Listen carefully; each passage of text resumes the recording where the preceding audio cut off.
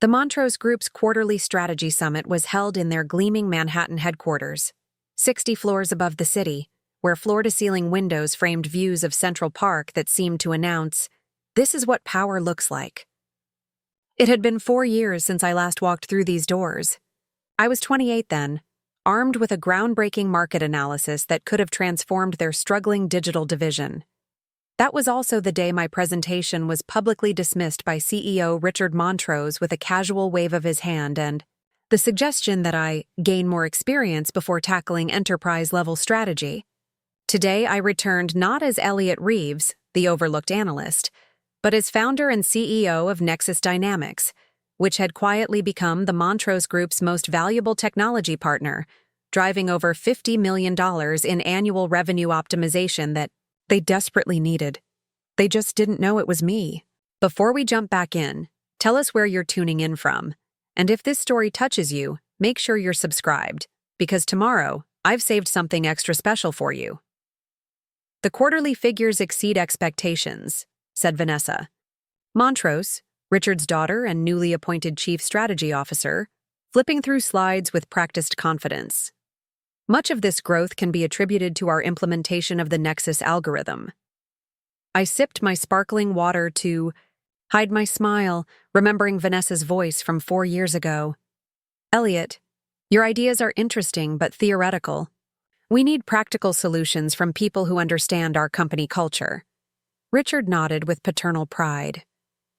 This is why we keep strategy development in-house with people who truly understand the Montrose vision. In-house. I glanced down at my tablet displaying the real metrics, data discreetly collected through API integrations I had personally designed. Vanessa had been taking credit for innovations that came directly from my algorithm. The only thing keeping the Montrose Group competitive in the past year was my technology. Would anyone like to comment on these exceptional results? Richard asked, gesturing around the table of executives in custom suits and designer watches. No one looked my way. Why would they? I was seated at the far end of the table with the junior staff and interns, a deliberate placement that spoke volumes about how they viewed external technical consultants like me. The irony was almost too perfect. I have a question about the attribution model, I said, my voice carrying effortlessly across the room. Conversations stopped. Heads turned. Vanessa's smile flickered. I'm sorry, Richard said with the practiced patience of someone addressing a person who doesn't belong in the conversation. And you are? Elliot Reeves, I replied, watching. For any sign of recognition. There was none. Technical consultant. Mr. Reeves, Vanessa stepped in. Perhaps you could hold your questions for the technical briefing later. This session is focused on strategic direction. My question is strategic, I continued, undeterred. The Nexus algorithm that's driving your growth. Have you considered what happens when the licensing agreement expires next month? The room stilled. Richard's expression darkened. That's confidential information, Mr. Reeves. I'm not sure why an external consultant would be privy to our licensing agreements. I allowed myself a small smile. I'm quite familiar with the terms. Richard glanced at his daughter, who was frantically tapping on her tablet. A sudden uncertainty crossed his face. Beth, he addressed his executive assistant. Why is this consultant in our strategy meeting? Beth looked uncomfortable. He's here representing Nexus Dynamics for the partnership discussion this afternoon. I was told to include him in all sessions today. Partnership discussion? Richard echoed, confusion evident. We don't have partnerships with consultants. I stood then, buttoning my bespoke charcoal jacket, a far cry from the off-the-rack suit I'd worn 4 years ago. Actually, I'm not here as a consultant. I'm here as CEO of Nexus Dynamics. The silence that followed was absolute. That's impossible, Vanessa said, her voice strained. Nexus was founded by E.J. Reynolds. We've been working with them for years. E.J. Reynolds, I confirmed. Elliot James Reynolds, my full name. which appears on all our contracts. Contracts you apparently never read carefully. Richard's face drained of color as recognition finally dawned.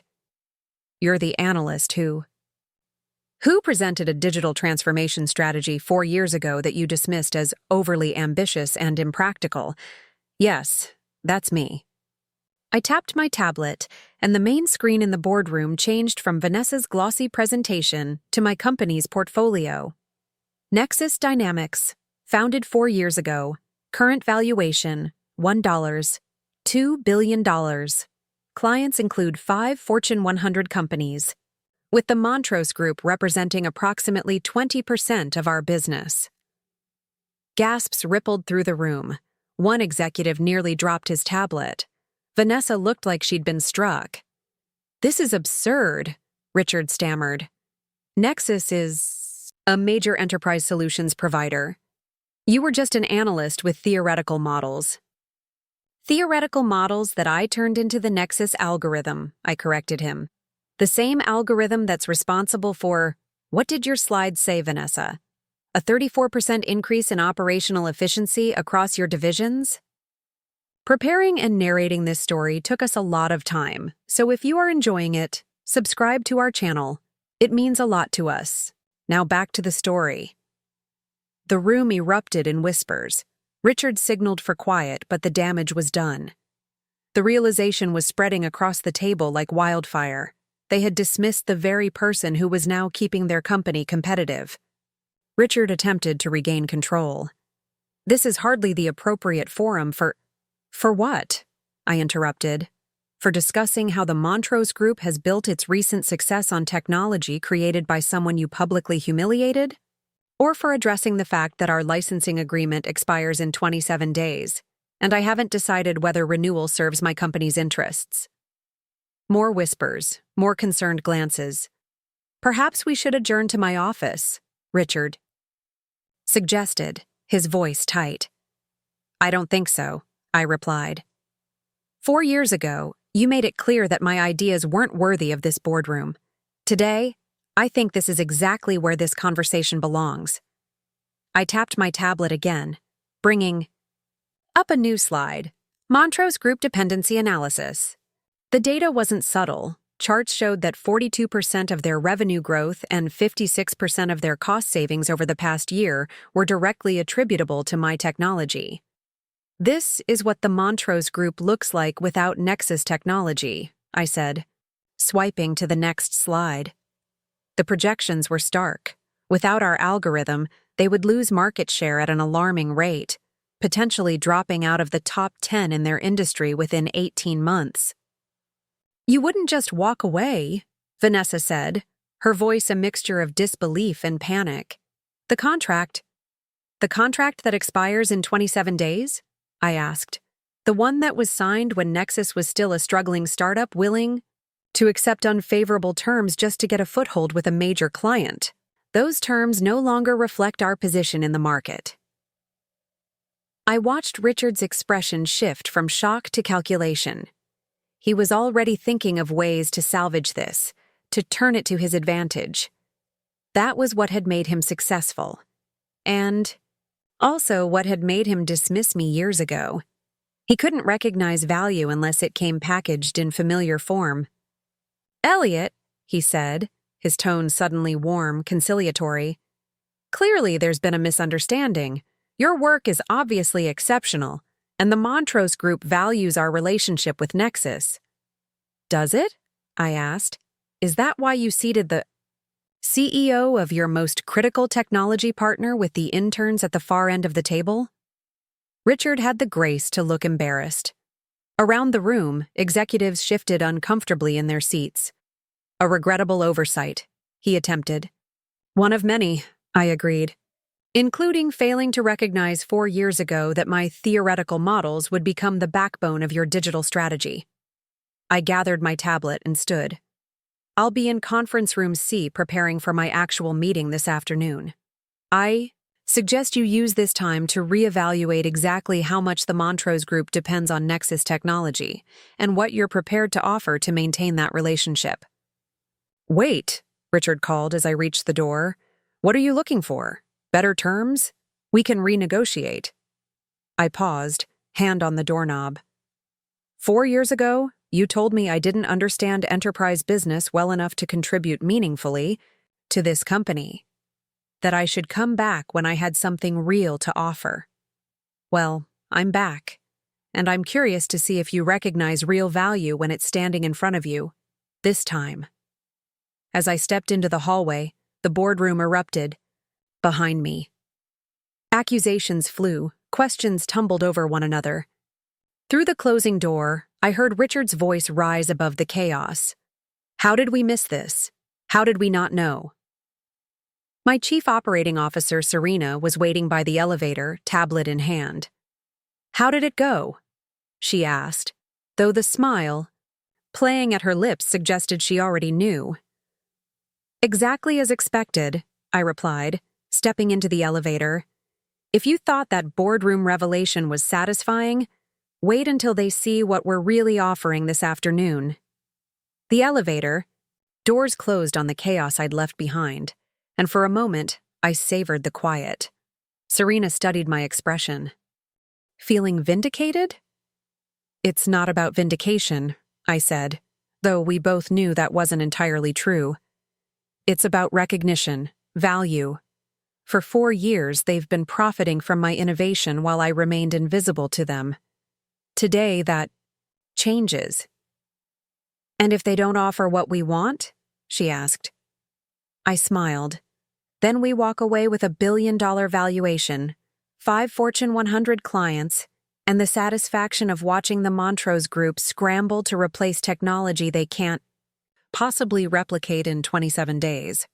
The elevator continued its descent, but my thoughts remained in that boardroom, with Richard's shocked face, Vanessa's panic, and the executives who had never bothered to learn the name behind the technology that was saving their company. I have their financial projections for the next 6 quarters, Serena said, swiping through her tablet. Without our algorithm, they're looking at a potential 30% drop in efficiency, which translates to approximately $140 million in lost revenue and increased operational costs, I finished for her. Yes, I know. I ran the numbers myself this morning. The elevator reached the 40th floor, where Conference Room C awaited us. Unlike the grand boardroom upstairs, this was a utilitarian space meant for vendors and external consultants, people the Montrose Group didn't consider worthy of their premium real estate. Appropriate, isn't it? I remarked as we entered the sterile room with its outdated furnishings. 4 years ago, I couldn't even get an invitation to a room like this. Today, they'll be coming to me. Serena began setting up our materials, while I gazed out the window at the city below. New York had changed in 4 years, new skyscrapers rising where empty lots had once stood. I had changed too, transforming from a hopeful analyst with big ideas into a CEO with proven solutions. My phone buzzed in my pocket, a text from our chief financial officer. Montrose stock already down 3% on trading floor rumors. Words getting out. I smiled. The market always sensed blood in the water. Another text, this one from Richard Montrose himself. We should talk privately before the meeting. My office? I typed a simple reply. I prefer Conference Room C. You know where to find me. Serena raised an eyebrow when I showed her the exchange. He's trying to control the narrative. He's trying to control me, I corrected. Just like he did 4 years ago when he suggested I gain more experience before challenging his vision. But he doesn't have leverage anymore. We finished setting up with 15 minutes to spare before the scheduled meeting. I used the time to center myself, to remember why I had built Nexus in the first place. It wasn't just about proving Richard Montrose wrong, though that had certainly provided motivation in the darker moments. It was about creating something valuable, something that changed how businesses operated, something that mattered. I remembered the night after my rejected presentation, sitting in my tiny apartment, surrounded by printouts of the analysis that the Montrose Group had dismissed. The crushing weight of rejection had nearly broken me. Almost, but not quite. Instead, it had crystallized my resolve. If they couldn't see the value in my work, I would build something so undeniable that eventually, they would have no choice but to recognize it. 4 years of 18-hour days. 4 years of risking everything on my conviction that my models were right. 4 years of building a team that believed in the vision when no one else would. And now, this moment, standing in a Montrose Group conference room, waiting for Richard Montrose to come to me. The door opened exactly at 3 o'clock. Richard entered alone. No executives, no Vanessa, no legal team. Just him, looking simultaneously humbled and calculating. "Elliot," he said, closing the door behind him. "I think we got off on the wrong foot earlier." "Did we?" I kept my voice neutral. I thought I was perfectly clear. He gestured to the chairs. "May I?" I nodded, and we both sat. For a moment, Richard simply studied me, as if seeing me for the first time. In many ways, he was. "You've built something impressive," he finally said. "Something I didn't see coming." "That seems to be a pattern with you," I observed. He acknowledged this with a slight tilt of his head. "Fair. I underestimated you. 4 years ago? A mistake I won't make again? And yet you seated me with the interns this morning." Richard had the grace to look embarrassed. "An oversight by my staff. I didn't recognize your name on the attendance list." "Because you never bothered to learn it," I pointed out, "even though my technology has been central to your strategy for the past year." He leaned forward. "What do you want, Elliot? Better. Licensing terms? A formal partnership? Name it." "Interesting that you assume I want something from you," I replied. "Perhaps I'm here simply to inform you that we're taking our technology elsewhere when the contract expires." Richard's confident facade cracked slightly. "That would be a mistake.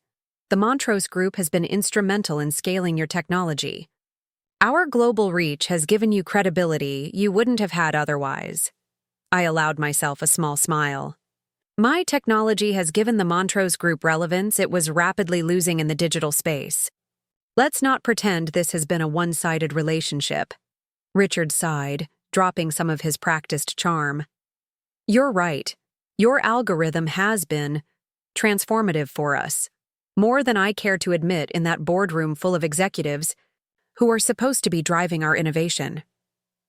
And yet, none of them ever asked who created the Nexus algorithm or why it works so well," I noted. "A significant oversight," he conceded. "One of many, it seems." I studied his face. The face that had dismissed me with such casual confidence 4 years ago, now looking at me with something approaching respect. It should have felt more satisfying than it did. "What are you offering, Richard?" I asked. "Directly." Richard's expression shifted as he processed my direct question. He was used to negotiating from a position of strength, not sitting across from someone who held all the cards. "A full strategic partnership," he said finally. "Not just licensing our use of your technology, but co-development of new applications. Nexus becomes our official technology partner, with all the resources and global reach that entails." I raised an eyebrow. "And the terms?" "Triple your current licensing fees," he offered smoothly. "Plus, a seat on our Innovation Council." I almost laughed. The same Innovation Council that dismissed my ideas 4 years ago?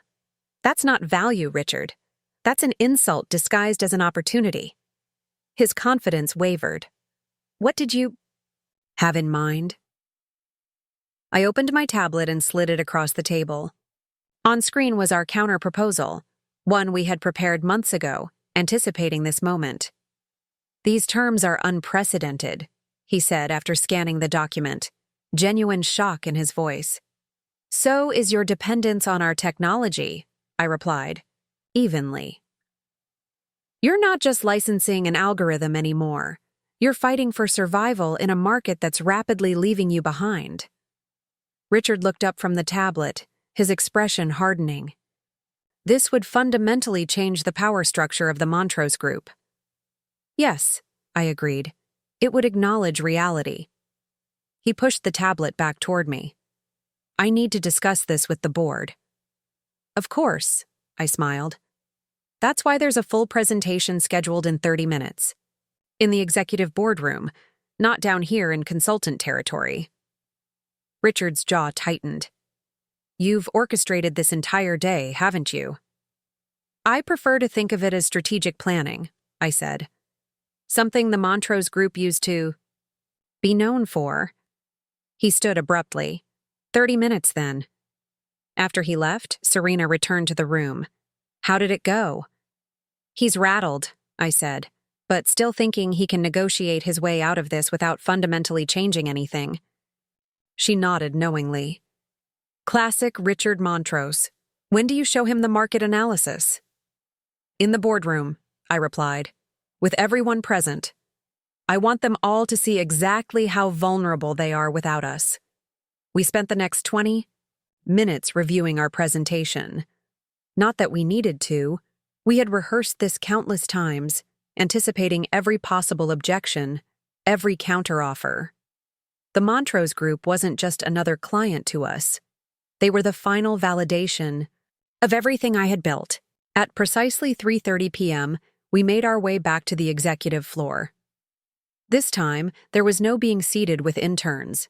As the elevator doors opened, Richard himself was waiting to escort us to the boardroom. We've assembled the key decision-makers, he said, his tone professionally neutral. I hope we can find a mutually beneficial resolution. That's entirely up to you, I replied. The boardroom had transformed in our absence. Now every seat was filled with serious-faced executives, legal counsel, and board members who had been hastily summoned. Vanessa sat beside her father's empty chair, her expression tightly controlled. Financial reports and tablets covered the polished table. A place had been set for me at Richard's right hand, the position of honored guest or worthy adversary. How quickly things changed when power shifted.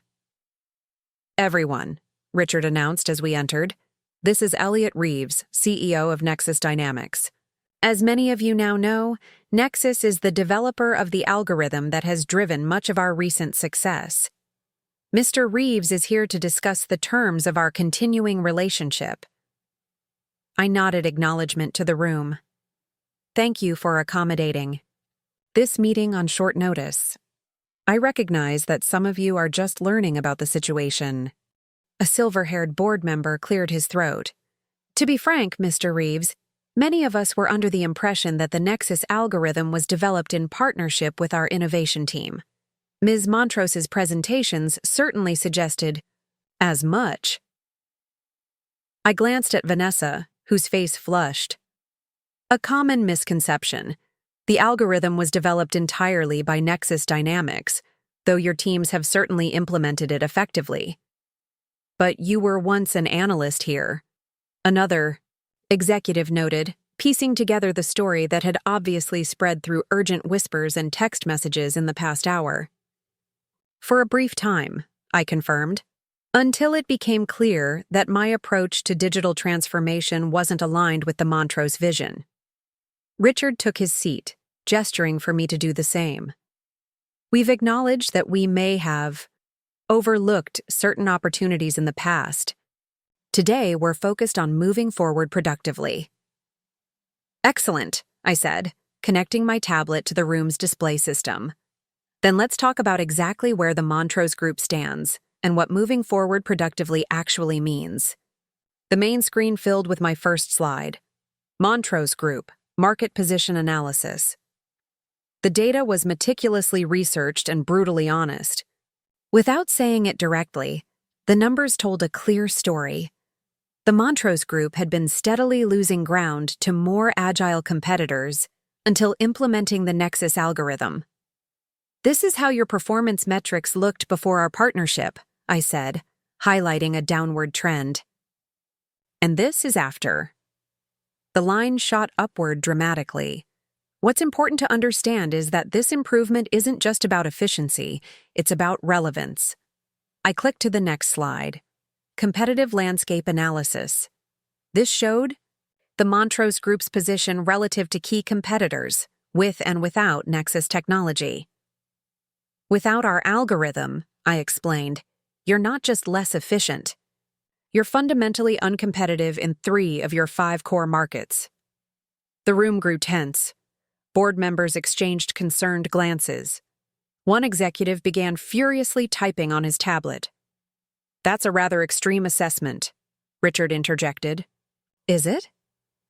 I swiped to the next slide. Client retention risk. The data showed that 43% of Montrose clients would be vulnerable to poaching by competitors without the enhanced performance the Nexus algorithm provided. Your top 20 clients have come to expect the level of service and results our technology enables, I said. They don't care who's providing the underlying algorithm. They care about results. If those results disappear, they will look elsewhere. Vanessa leaned forward. These projections seem deliberately pessimistic. Actually, Serena spoke up from beside me, they're based on your own client satisfaction metrics cross-referenced with competitive offering analysis. We didn't create these vulnerabilities. We're simply making them visible. I nodded thanks to Serena and continued. This brings us to the central question. What is the true value of our partnership to the Montrose Group? The next slide displayed a simple number, $342 million. That's our calculation of the annual value Nexus technology provides to your organization when accounting for revenue protection, growth enablement, and operational efficiency. A murmur ran through the room. The number was enormous, far larger than the current licensing fees. You can't possibly expect us to pay anywhere near that amount for licensing, the CFO protested. I don't, I agreed, because a licensing arrangement no longer makes sense for either of us. Richard's eyes narrowed. Explain. I moved to the CEO. Next slide. Strategic Partnership Framework. This outlined our proposal in detail, not just continued use of the algorithm, but a complete restructuring of the relationship between our companies. We're proposing a formal strategic partnership, I explained. Nexus provides exclusive access to our current technology and co-develops new solutions specifically for Montrose use cases. In exchange, Montrose provides global distribution channels, integration resources, and, most importantly, equity partnership. The last point landed like a bomb in the room. Several executives physically recoiled. Equity partnership? Richard repeated, his voice carefully controlled. 25% ownership stake in the Montrose Group's digital division, I specified, with proportional board representation. That's completely unprecedented, the silver-haired board member sputtered. So is the situation you're facing, I countered. Your digital division isn't just enhanced by our technology, it's entirely dependent on it. We're not asking for control of your core business. We're requesting appropriate recognition of our contribution to your future. Richard leaned back in his chair, studying me with new eyes. Gone was the condescension of earlier, replaced by something closer to wary respect. And if we decline? He asked, though the question was clearly rhetorical. I switched to the final slide, alternative scenarios. It outlined 3 paths forward, with projected outcomes for both companies. Option 1. Full strategic partnership as outlined. Montrose maintains market position and accelerates digital growth. Nexus gains distribution and scale. I pointed to the second option. Limited technical partnership, reduced integration, non-exclusive licensing. Montrose loses competitive advantage but maintains basic functionality. Nexus diversifies to other enterprise clients. I let my finger hover over the third option. No renewal. Contract expiration proceeds as scheduled. Montrose faces significant market challenges and client attrition. Nexus forms exclusive partnerships with your competitors. The silence in the room was absolute. Even Richard seemed momentarily at a loss for words. Finally, the silver-haired board member spoke again. You've clearly analyzed this thoroughly. Mr. Reeves. But such fundamental changes to our corporate structure would require significant due diligence and shareholder consideration.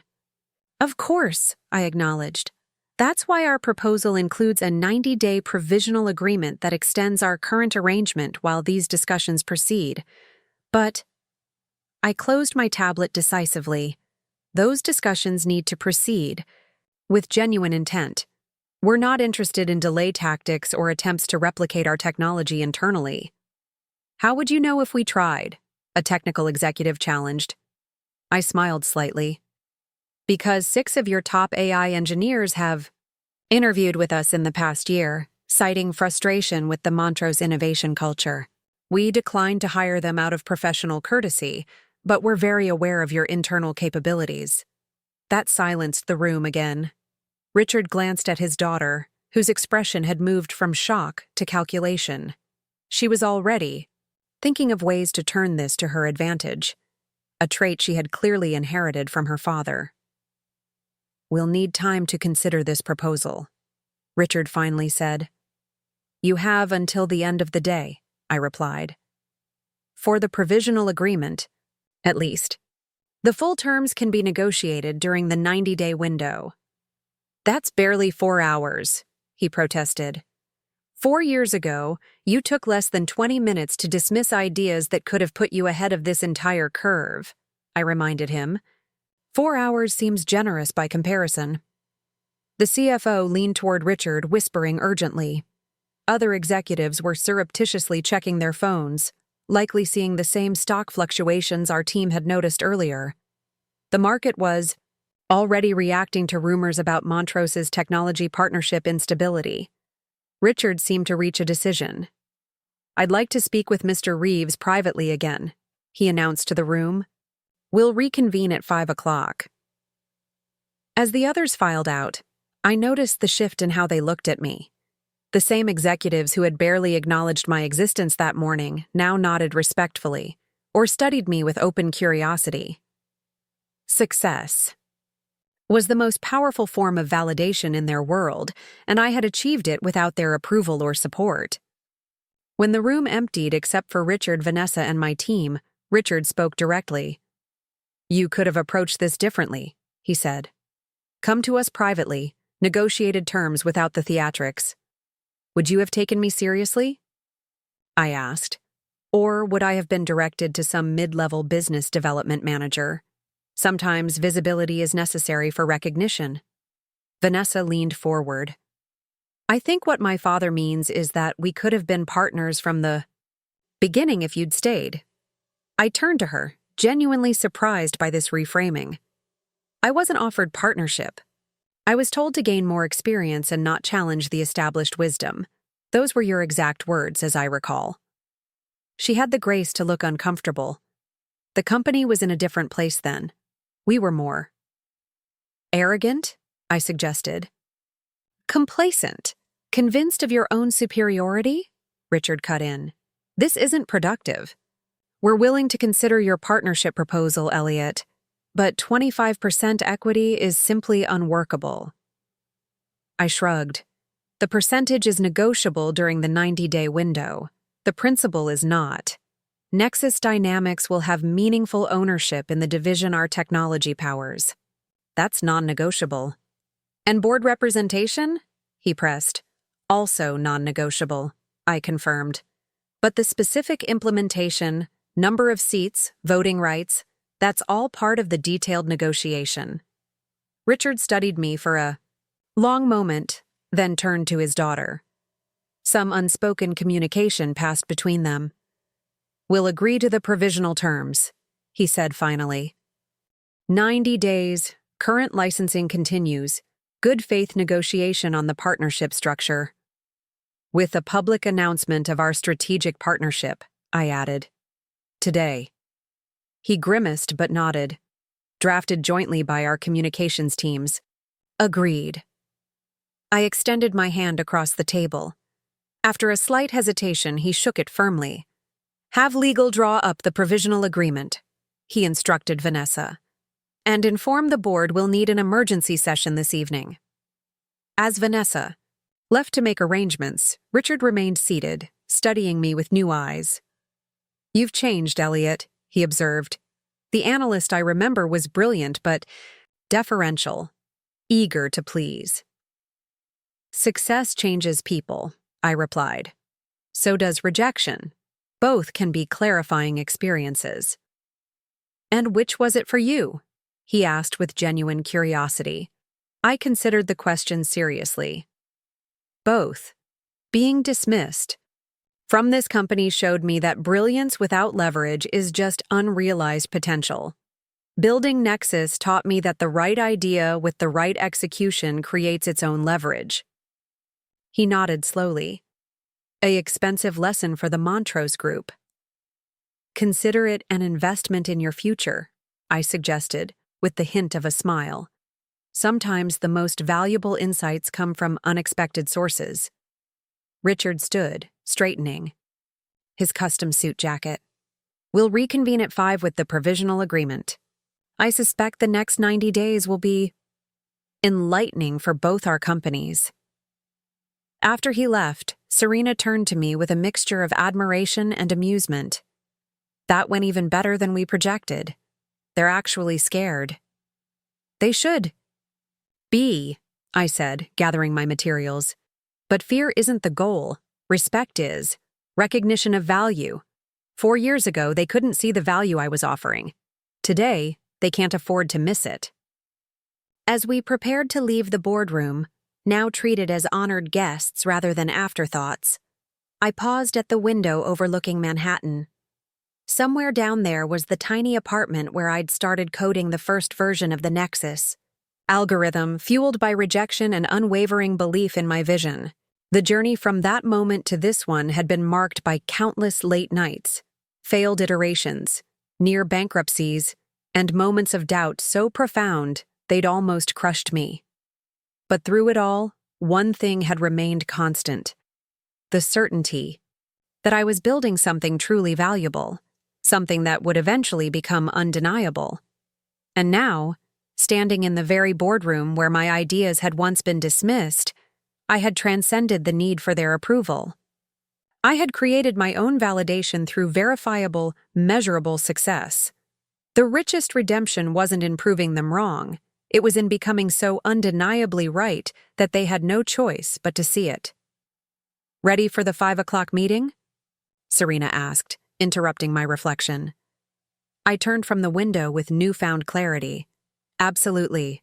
But first, have legal review their provisional agreement draft carefully.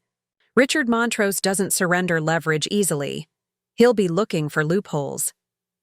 As we walked toward the elevator, employees stopped to watch us pass.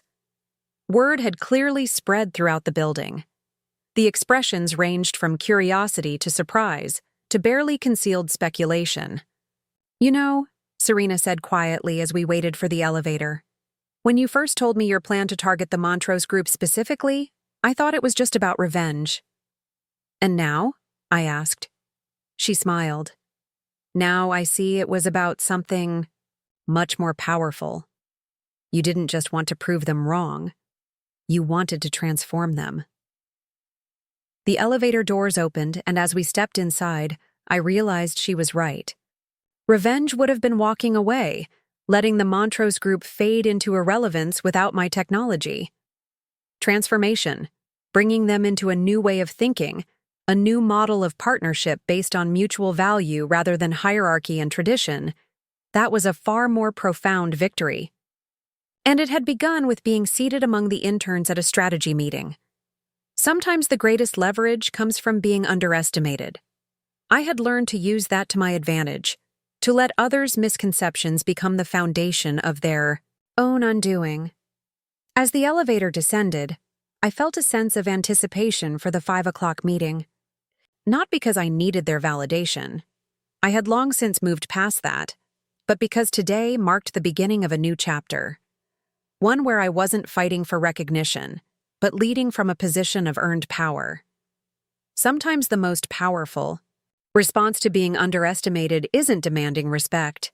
It's building something so undeniable that respect becomes inevitable. And then, when you finally return to the table, You're not asking for a seat. You're changing who gets to decide the seating chart. The 5 o'clock meeting approached with the inevitability of a rising tide. Legal teams from both companies had spent the intervening hours drafting, revising, and negotiating the provisional agreement. My team and I had taken temporary residence in a conference room that, ironically, sat just across from the small, windowless office where I had once worked as an analyst. "Everything's in order," my general counsel Maya confirmed as she handed me the final draft. They tried to insert 3 separate clauses that would have given them unilateral termination rights under specific conditions. We eliminated all of them. I nodded, scanning the document. "And the public announcement?" "Joint press release goes out at 6:30 after market close," Serena reported. "Their PR team tried to minimize the significance, but we pushed back.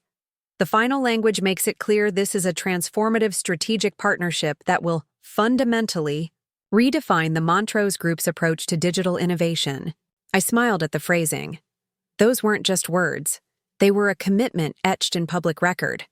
The Montrose Group would be held accountable not just by us, but by their shareholders, analysts, and the market itself. "And the board vote?" I asked. "They've been in emergency session for the past hour," Maya replied. "Our sources say it's contentious, but Richard and Vanessa are presenting a united front in favor of the agreement. They don't have much choice, given the market." Reaction to even the rumors. I checked my phone, where a financial news alert confirmed what we already knew. Montrose Group stock had dropped nearly 5% on speculation about their technology partnerships, while Nexus Dynamics, still privately held but tracked by industry analysts, had seen its estimated valuation jump by 12%. At precisely 5 p.m., we made our way back to the executive boardroom. This time, the atmosphere was markedly different. Gone was the casual arrogance, the dismissive glances. Now the room hummed with tense energy as board members and executives murmured in hushed tones. Richard stood as we entered, extending his hand with practiced corporate smoothness. "Elliot, thank you for your patience as we worked through the details." It was surreal, this sudden shift in dynamic. The same man who had once casually dismissed my ideas was now treating me as an equal, perhaps even as a superior in this particular negotiation. Success was its own form of authority, one that transcended titles and traditions.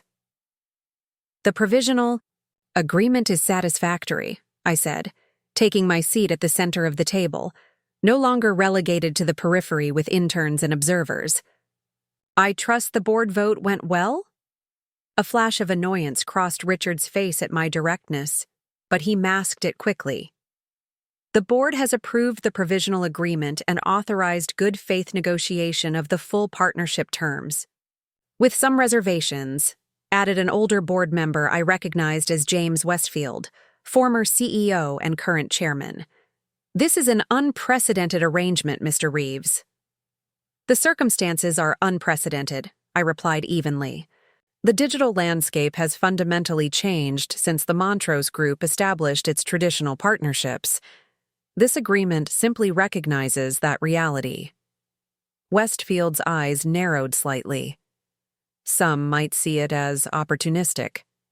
Others might see it as visionary," I countered, recognizing the true value of technology partnership in the modern economy. Richard interjected before the exchange could escalate. "We're all in agreement that this partnership has significant potential benefit for both organizations. The question now is implementation." "Exactly," I nodded, opening my tablet to display a timeline on the main screen. "Here's our proposed schedule for the 90-day negotiation period, including key milestones, joint development initiatives, and integration planning." The timeline was comprehensive, with clear deliverables and decision points. It wasn't just a negotiation schedule. It was a roadmap for transformation, showing exactly how the Montrose Group would evolve with Nexus as a true partner rather than just a vendor. "This is extremely detailed," Vanessa observed, studying the screen with a mixture of surprise and reluctant admiration. You've clearly been planning this for some time. 4 years, give or take, I confirmed without embarrassment. When your ideas are dismissed, you have 2 choices: abandon them or build them so brilliantly that they become undeniable. I chose the latter. An uncomfortable silence fell over the room as the implications of my statement sank in. Many of these people had been present at that fateful meeting years ago. Some had actively participated in shutting down my presentation. The timeline is ambitious, Richard finally said, redirecting the conversation. Particularly the joint development initiatives. It needs to be, I replied. Your competitors aren't standing still. The market advantage our current algorithm provides has maybe a 6-month window before similar technologies begin to emerge. We need to be 2 generations ahead by then. This captured everyone's attention. The Montrose Group had become complacent in their digital strategy, relying on my algorithm without truly understanding its implications or limitations. The thought that their newfound advantage might be temporary sent a visible ripple of concern through the room. You're saying the technology we've been using is already approaching obsolescence? The CTO asked incredulously. I'm saying that innovation doesn't pause for corporate convenience, I clarified. The current algorithm is merely version 1.0 of what's possible. Versions 2.0 and 3.0 are already in development at Nexus. The question is whether they'll be powering Montrose systems or your competitors. This should have been disclosed during our original licensing negotiations, Richard said stiffly. I smiled slightly. You mean the negotiations where your team spent more time trying to extract price concessions than understanding the technology's potential? The limitations and evolution roadmap were clearly documented in the technical appendix. Not my fault if no one read it. Another uncomfortable silence. I was breaking unspoken corporate rules by being this direct, this uncompromising. But I had earned the right to honesty. My company's valuation and the Montrose Group's dependency on our technology had created a rare moment of leverage where truth could actually be spoken in a corporate boardroom. Let's focus on the path forward, Serena suggested diplomatically. The provisional agreement is signed. The press release is ready. The next 90 days are about building a partnership that benefits both organizations. Richard seized this constructive redirection. Precisely. We should establish the joint working teams immediately. Technical integration, business process, alignment, governance structure. And leadership, I added pointedly. The digital division will need new leadership that understands both organizations' capabilities and vision. Vanessa stiffened visibly. As the current head of digital strategy, my statement directly challenged her position. That's premature, Richard said carefully. Leadership decisions would come after the full partnership terms are established. Actually, I consulted the agreement on my tablet. The provisional terms specifically include a joint leadership council for digital initiatives effective immediately. Section 4, paragraph C. Several executives quickly flipped through their copies to confirm. Richard shot a glance at his general counsel, who nodded reluctantly. That refers to a council, not changes to existing leadership structure, Richard attempted. A council with actual decision-making authority, I corrected. Not an advisory group. Again, clearly specified in the agreement you just signed. The room temperature seemed to drop several degrees as the implications became clear. I wasn't just seeking equity and board seats in some distant future arrangement. I was asserting control over strategic direction immediately, starting today. This is highly irregular, Westfield protested. So was dismissing innovations that could have put you years ahead of competitors, only to become dependent on them later, I replied calmly. Sometimes irregular circumstances require irregular solutions. Richard's face had hardened, but there was something else in his expression too, a grudging respect, perhaps even admiration. He recognized the strategic elegance of what I'd accomplished, even as it challenged his authority. "We'll establish the council," he conceded, "with balanced representation from both organizations." "Excellent," I smiled. "I recommend we begin with a comprehensive review of the digital division's current project portfolio. I suspect there are numerous initiatives consuming resources that could be better deployed elsewhere." Vanessa couldn't contain herself any longer. "You can't just walk in here and start dismantling projects we've invested years in developing." I turned to her directly. "4 years ago, you told me my approach to digital transformation was interesting but impractical because I suggested retiring legacy systems instead of continuing to patch them. How much have you spent maintaining those systems since then? 50 million? 70 million? And how much competitive advantage have they provided? The hard truth, Vanessa, is that many of your digital initiatives should have been terminated years ago." The room fell silent again. My directness was shocking in a corporate culture built on diplomatic ambiguity and saving face. "This is exactly why we need joint oversight," Richard said, trying to regain control of the situation. "To balance institutional knowledge with fresh perspective." "Agreed," I nodded. "And the first meeting of the Joint Council will be tomorrow. Morning, 9 a.m., I presume." For a moment, Richard looked like he might object to the rapid pace, but then he nodded. 9 a.m. I'll have my assistant arrange the details." "Perfect." I closed my tablet decisively. "Then I believe we've accomplished what we needed to today. The provisional agreement is signed, the announcement is prepared, and the path forward is clear." As the meeting concluded and people began to file out, Richard asked me to stay behind. When the room had emptied except for us, he closed the door and took a seat across from me. "That was masterfully executed," he said without preamble. "From the moment you walked in this morning to now, a textbook corporate chess game." I acknowledged the compliment with a slight nod. "I had good teachers.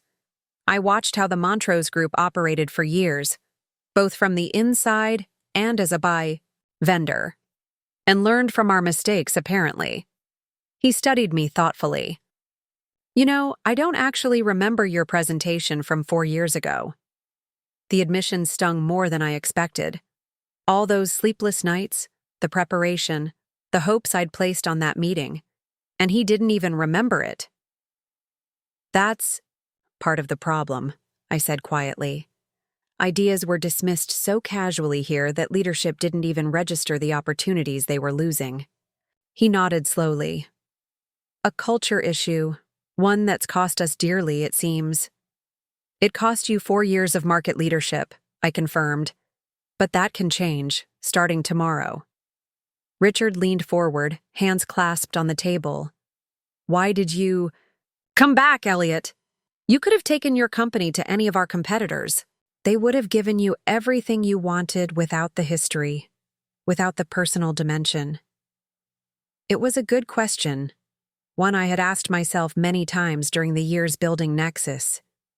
Because transformation is more powerful than abandonment, I replied after a moment. Any competitor could have given me market share and profitability. Only the Montrose Group could complete the circle, validating not just my technology, but the vision behind it. "The vision we rejected," he said, understanding dawning. Exactly.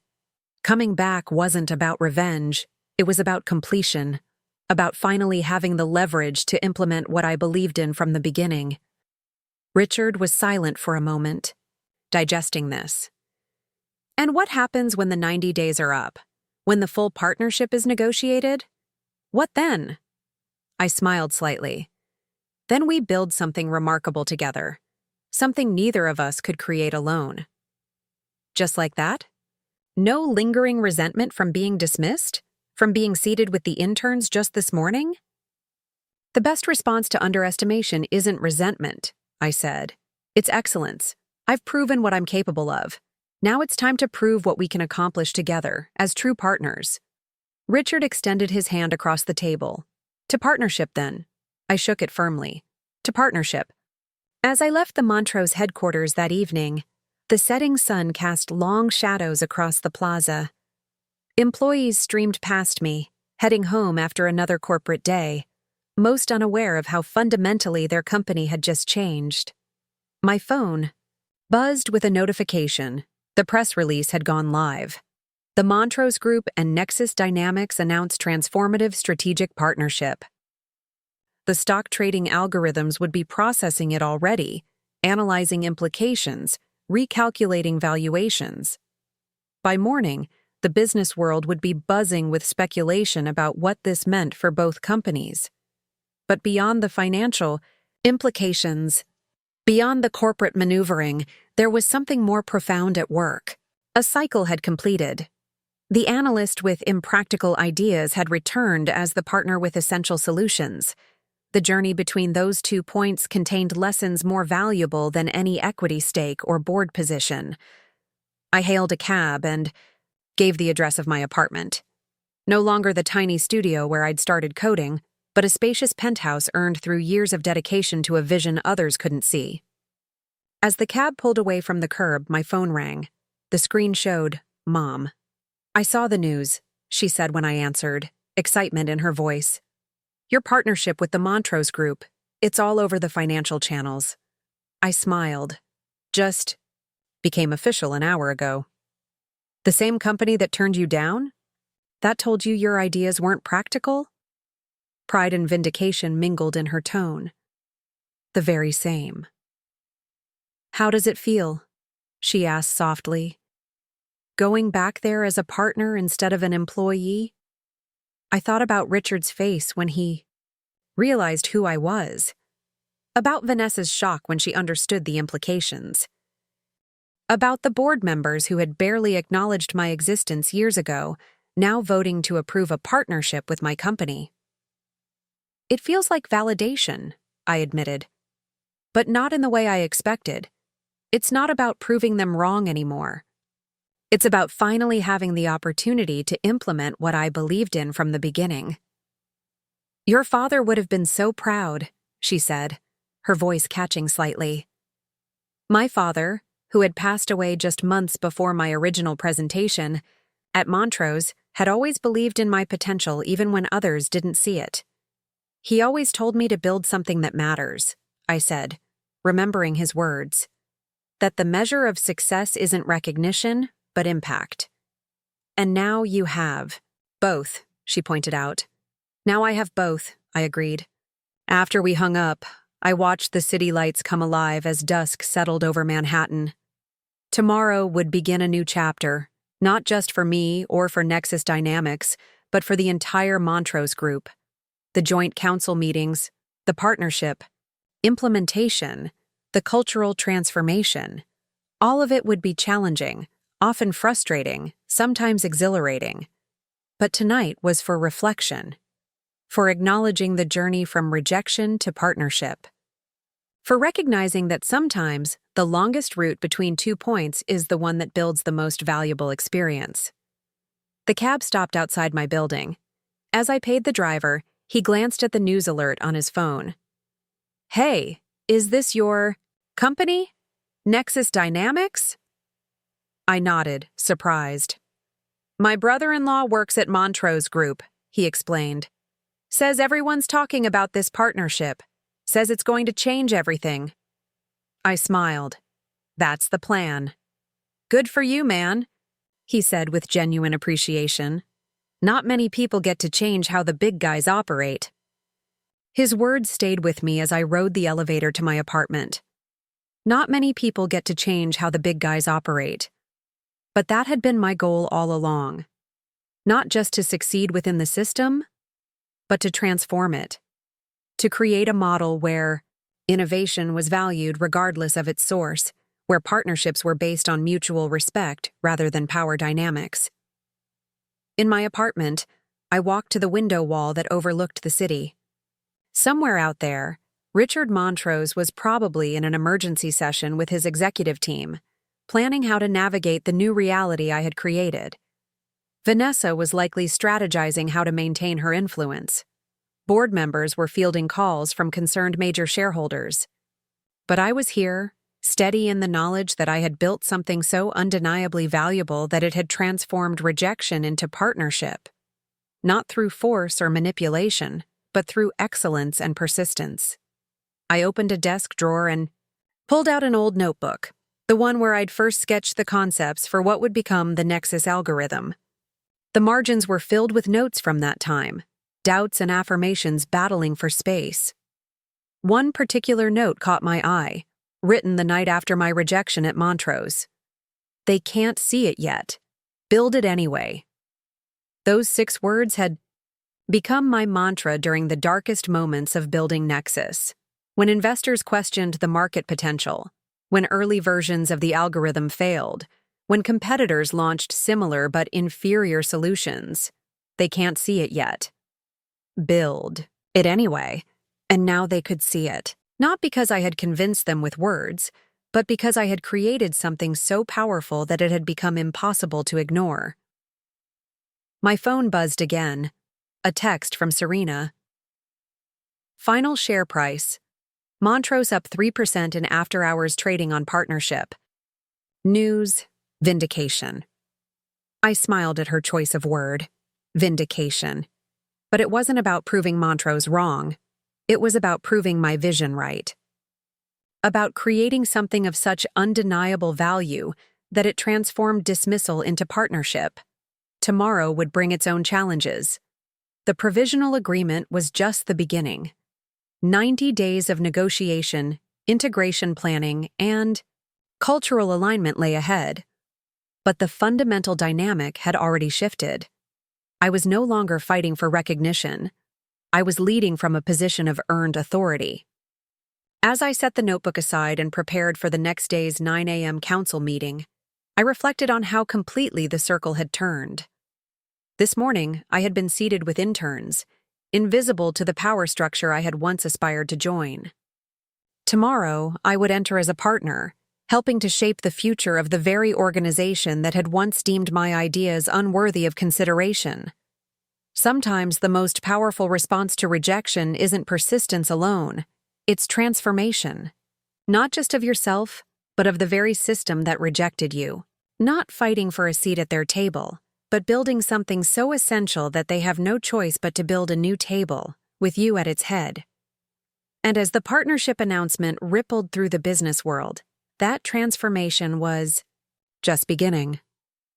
The real work, the implementation of the vision that had driven me for 4 years, was about to start. Not as a rejected analyst fighting to be heard, but as a respected partner with the leverage to create lasting change. Sometimes the sweetest victory isn't proving others wrong. It's finally having the opportunity to prove yourself right, on the largest possible stage. And that opportunity was now mine. Dawn broke over Manhattan, painting the skyscrapers in hues of gold and amber as I prepared for the first joint council meeting. For a moment, I stood at my apartment window, watching the city come alive below, the same view I'd looked at countless times during the years building Nexus, dreaming of a moment exactly like this one. But dreams and reality are different creatures. Dreams exist in perfect conditions. Reality thrives in imperfection. My phone buzzed with a news alert. Montrose Nexus partnership sends shockwaves through tech sector. The business world was already dissecting our announcement, with analysts speculating about what it meant for the industry landscape. Some praised it as visionary, others questioned whether Montrose had given away too much leverage. All of them recognized it as a fundamental shift in how large corporations approach technology partnerships. "Ready for the revolution?" Serena texted, attaching a screenshot of our stock estimates, which had climbed another 8% overnight. I texted back a simple thumbs up and finished getting ready. Today wouldn't just be about celebration. It would be about implementation, about translating yesterday's victory into lasting change. The hardest work was just beginning. At precisely 8:45 a.m., I walked into Montrose headquarters. The difference in how I was received was immediate and striking. The security guards, who had barely glanced at my visitor badge yesterday, now greeted me by name. Employees who had hurried past me in the lobby now stole curious glances or nodded, respectfully. Word had spread throughout the organization overnight, transforming me from anonymous consultant to power player in their corporate ecosystem. The executive assistant who had seated me with the interns just yesterday now escorted me personally to the boardroom, making nervous small talk about the weather and offering coffee exactly as I preferred it. The transformation would have been amusing if it weren't so revealing of corporate culture, how quickly respect followed power, how instantly perception shifted when titles changed. I arrived at the boardroom to find it already half filled with Montrose executives. Their body language told a complex story, defensive postures, crossed arms, side conversations that hushed as I entered. They were preparing for battle, viewing the joint council as contested territory rather than collaborative space. Richard arrived moments later, flanked by Vanessa and the CFO. He had the look of a man who hadn't slept much, but his game face was firmly in place. "Elliot," he greeted me with practiced corporate warmth. "Ready to make history?" "Ready to implement it," I replied with a slight smile. My team filtered in: Serena, Maya, our CTO Raj, and 2 senior strategists. Unlike the Montrose contingent, they moved with relaxed confidence. We had planned for this day for years. They were improvising in reaction to circumstances they hadn't anticipated. As the room filled, I observed the subtle positioning taking place. The Montrose team clustered on one side of the table, my team on the other. So much for integration from the start. Richard called the meeting to order with practiced authority.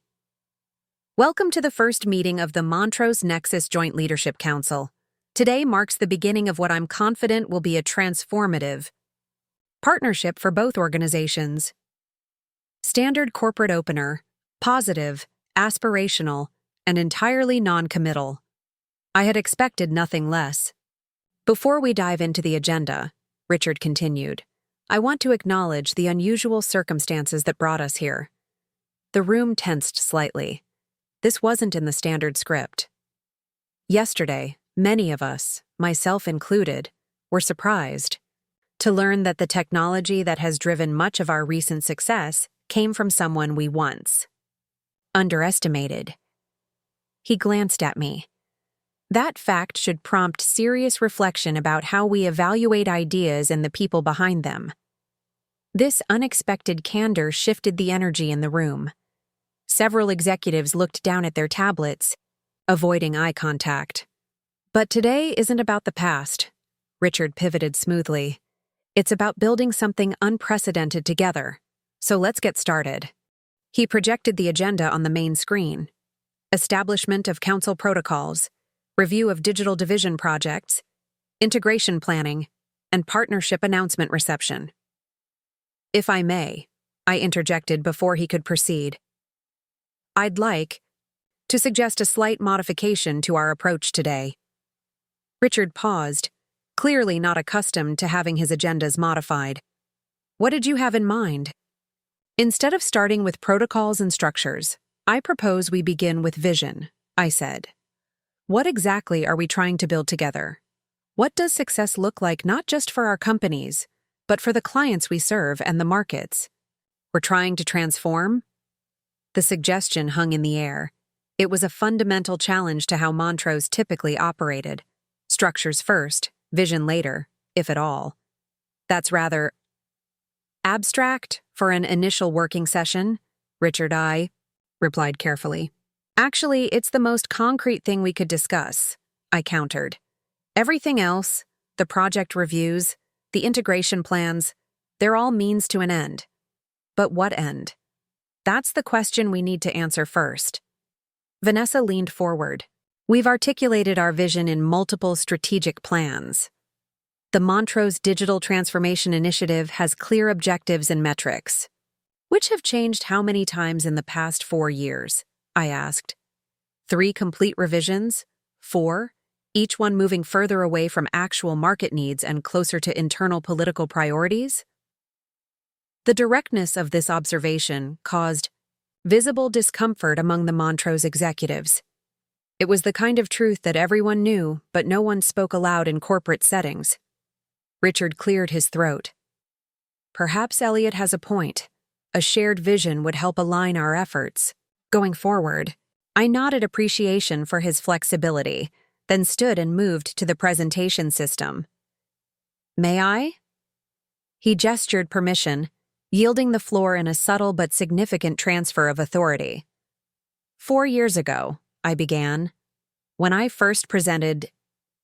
In this building, I outlined a vision for digital transformation that was dismissed as impractical.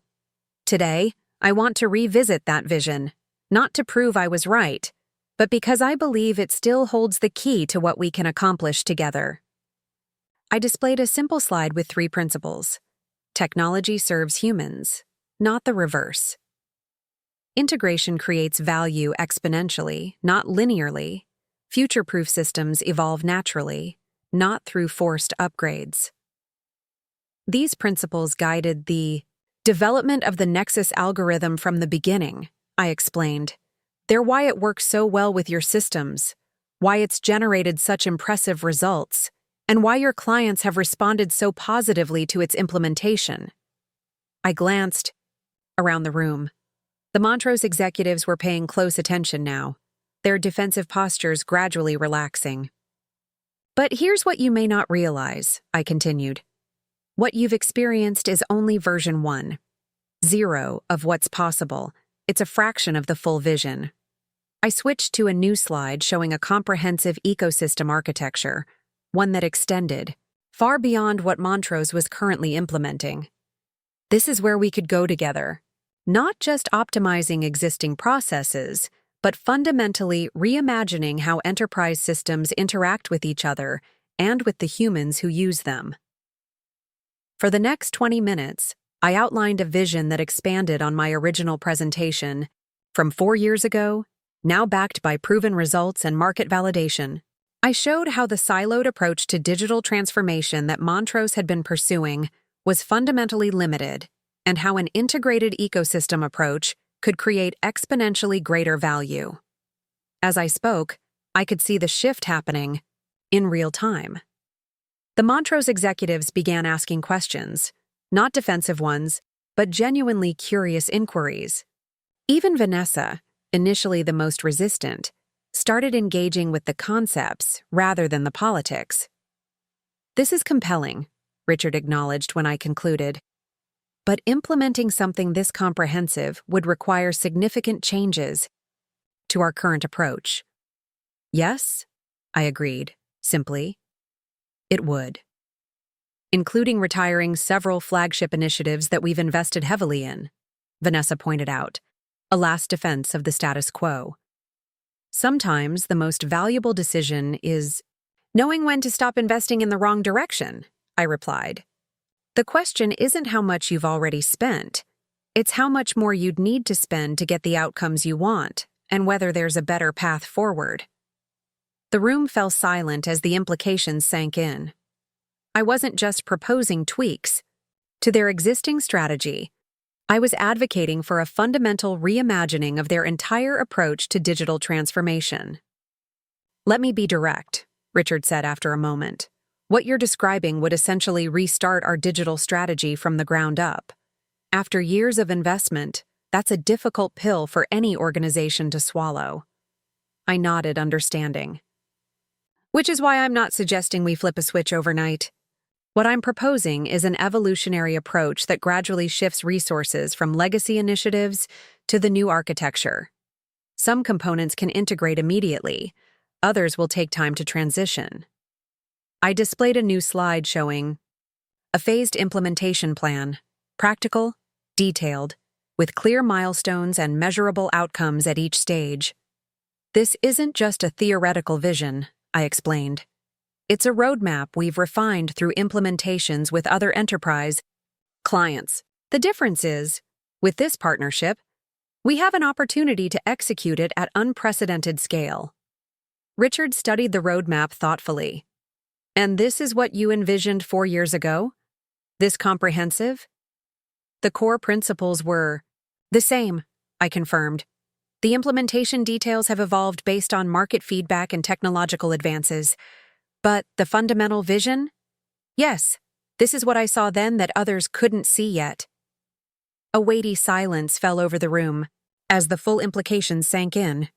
Had they embraced this vision 4 years ago, the Montrose Group might now be the industry leader in digital transformation rather than struggling to catch up. I believe we should adopt this approach, Richard said finally, surprising everyone with his decisiveness.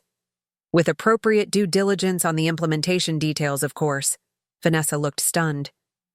But our current initiatives will be evaluated objectively against this framework, Richard cut in firmly. Projects that align with the vision continue. Those that don't will be phased out responsibly. He turned to me with newfound respect. This is what partnership looks like, isn't it? Not just shared resources, but shared vision. Actual collaboration rather than transactional relationships. I nodded, genuinely appreciative of his insight. Exactly. True partnership means both. Sides contribute their best thinking, their best capabilities. The whole becomes greater than the sum of its parts. Then let's make it official, Richard proposed. This vision becomes the foundation of our joint council's work. All initiatives, all resources, all strategies align to it going forward. The remainder of the meeting transformed into something I had rarely witnessed in corporate settings: genuine collaborative problem-solving. As we worked through the project portfolio review, evaluating each initiative against the shared vision, the artificial boundary between the Montrose and Nexus teams began to dissolve. By noon, we had established working groups, assigned executive, sponsors, and created a communication plan for the broader organization. The transformation had begun, not just on paper, but in actual collaborative work. As the meeting concluded, Richard asked me to stay behind once again. When the room had cleared, he regarded me with an expression I couldn't quite read. "May I speak candidly, Elliot?" I nodded. In 30 years of corporate leadership, I've never been outmaneuvered so thoroughly or so elegantly as I was yesterday. He said this without bitterness, almost with admiration.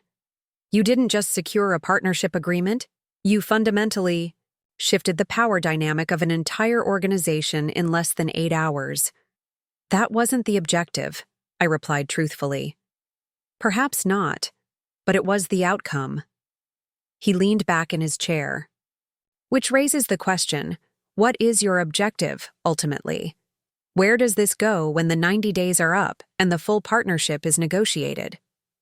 It was a fair question, one that deserved an honest answer.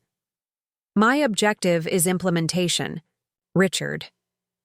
4 years ago, I had a vision that could have transformed this company. Today, I have the leverage to actually make it happen. That's what drives me. Not control, not power, but seeing the vision realized at scale. He studied me for a long moment.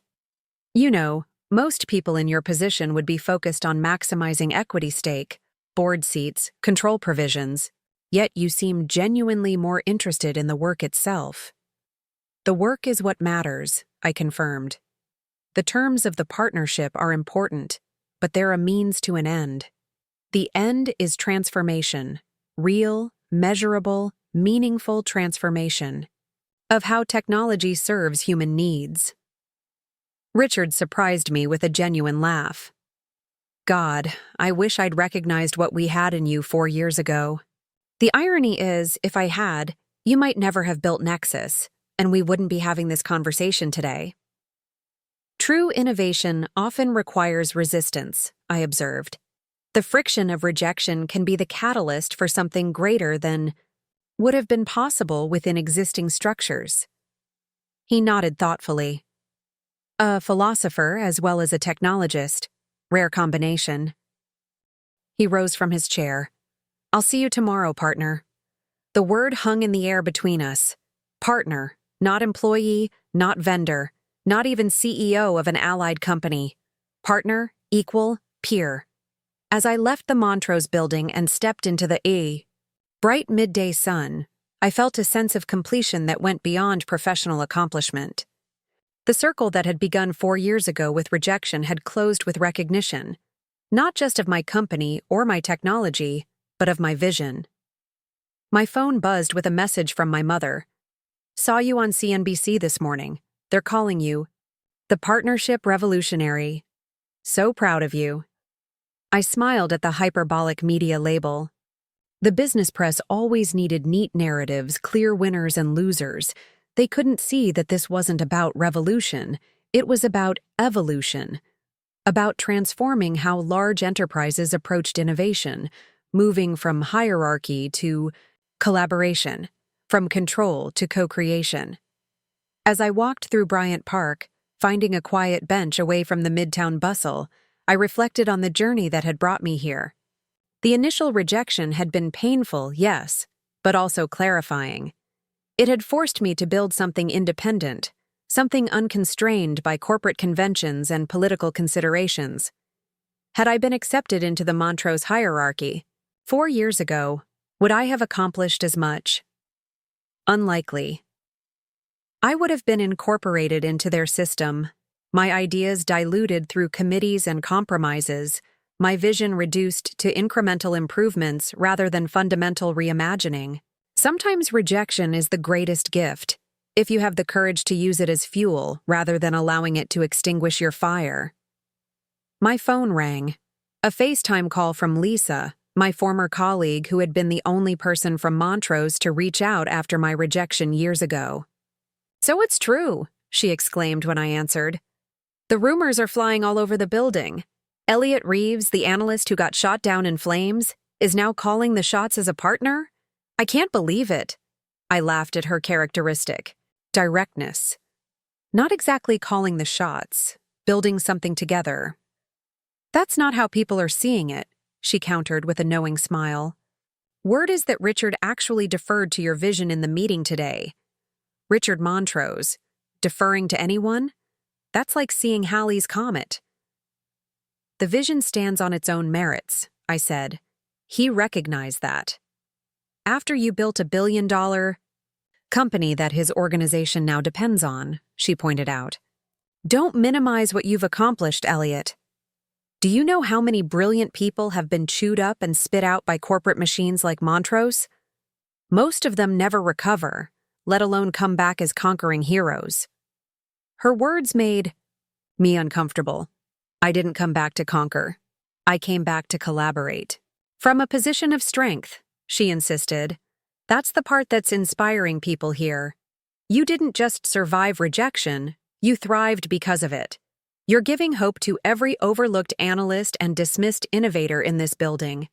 This perspective hadn't occurred to me, that my return might mean something to others beyond the business implications. "Anyway," Lisa continued, "a bunch of us are getting together for drinks tonight to celebrate the new era. You should come. Might be interesting to hear how the rank and file are reacting to all this." I agreed, curious about the broader organizational perspective beyond the executive suite. That evening, I found myself in a crowded bar 3 blocks from Montrose headquarters, surrounded by mid-level managers and technical specialists from across the organization. Their unfiltered perspectives were illuminating, a mix of optimism about the partnership's potential and skepticism about whether real change would reach the deeper levels of the organization. "The executives are all smiles now. One project," manager confided after a few drinks. "But wait until the real work starts, when systems need to be integrated and fiefdoms threatened. That's when we'll see if this partnership has teeth." Another added, "We've been through 3 transformations in 5 years. Each one was supposed to revolutionize everything. Each one ended up reinforcing the same old power structures." Their skepticism was healthy, rooted in experience rather than cynicism. They wanted to believe in the promise of genuine change, but had been disappointed too many times before. "What's different this time?" I asked them directly. Lisa answered, before the others could. "You're different, Elliot. You were one of us. You understand how things actually work, not just how the executive summary says they work. And you've built something successful enough that they can't ignore you or co-opt you. Her observation cut to the heart of the matter. My position as an outside partner with leverage created possibilities that wouldn't exist for internal change agents, no matter how visionary. The question is, another manager posed, will you use that leverage just to benefit your company or to actually change how things work for everyone? It was a fair challenge, and one that crystallized my thinking about the partnership's true potential. This wasn't just about integrating two companies or maximizing shareholder value. It was about creating a model for how large organizations could evolve, how they could become more responsive to ideas regardless of their source, how they could value innovation over hierarchy. That's the real opportunity here, I told them. Not just changing the relationship between Nexus and Montrose, but changing the operating system that determines how ideas flow and decisions get made. As the evening progressed, I found myself energized by these conversations in a way the boardroom discussions hadn't achieved. These were the people who would ultimately determine whether the partnership succeeded. The implementers, the problem solvers, the everyday innovators whose contributions often went unrecognized. Walking home later that night, I realized that my journey had come full circle in ways I hadn't anticipated. The rejection that had once pushed me out of the Montrose ecosystem had now positioned me to help transform it, not just from the executive suite, but throughout the organization. The next morning, as I prepared for another day of joint council meetings, I received an email from Richard. The subject line read simply, "Your old office." The message contained an image of a small, windowless room with outdated furniture, the space where I had worked as an analyst 4 years ago. Below the image was a brief note. "Thought you might want to see this before it's renovated. We're converting this entire floor into the new Joint Innovation Center. Seemed fitting to build the future where your journey began." I stared at the image for a long moment, struck by the symbolism. The space that had once contained my limited role in the organization would now expand to house something much greater. A physical embodiment of the partnership and the transformation it represented. My phone buzzed with a text from Serena. "Ready for day 2 of the revolution?" I smiled, thinking about all that had transpired and all that lay ahead. This wasn't a revolution. It was an evolution. Not the destruction of existing structures, but their transformation into something more vibrant, more responsive, more human. I texted back, "It's not a revolution, it's a renaissance." Then I set off toward Montrose headquarters, no longer as the overlooked analyst fighting to be heard, not even as the CEO leveraging power for position, but as a partner helping to build something that neither organization could create alone. The security guard greeted me by name as I entered the lobby. "Good morning, Mr. Reeves." "Good morning, James," I replied, remembering his name from my analyst days when few had bothered to learn mine. "Quite a change from yesterday," he observed, with a knowing smile. "Yes," I agreed, "but the real changes are just beginning." As I rode the elevator to the executive floor, I reflected on the journey that had brought me here. From rejection to partnership, from theory to implementation, from seating with interns to standing as a peer. The doors opened onto a floor buzzing with purposeful energy. The joint working groups were already assembling, minds from both organizations coming together to tackle challenges neither could solve alone. Richard approached as I stepped off the elevator. "Ready to continue building, partner?" I nodded, noticing he had emphasized the word again. "Always. Sometimes the greatest success isn't found in defeating those who rejected you, but in transforming the very system that made rejection possible. Not by fighting for a seat at their table, but by building something so valuable that new tables emerge, with space for voices that might otherwise never be heard." And as I joined the day's first session, I realized that the true measure of my journey wasn't the partnership agreement or the equity stake or even the validation of my vision. It was the opportunity to create lasting change, to ensure that the next analyst with impractical ideas might find a more receptive audience, a more collaborative ecosystem, a more human approach to innovation. Because sometimes, the most powerful response to being seated with the interns isn't resentment or revenge. It's returning as a partner who can ensure that good ideas are recognized, regardless of their source. And sometimes, the most meaningful transformation isn't of companies or technologies, but of how we value each other's contributions in the quest to build something that matters. Up next, you've got 2 more standout stories right on your screen. If this one hit the mark, you won't want to pass these up. Just click and check them out. And don't forget to subscribe and turn on the notification bell so you don't miss any upload from us.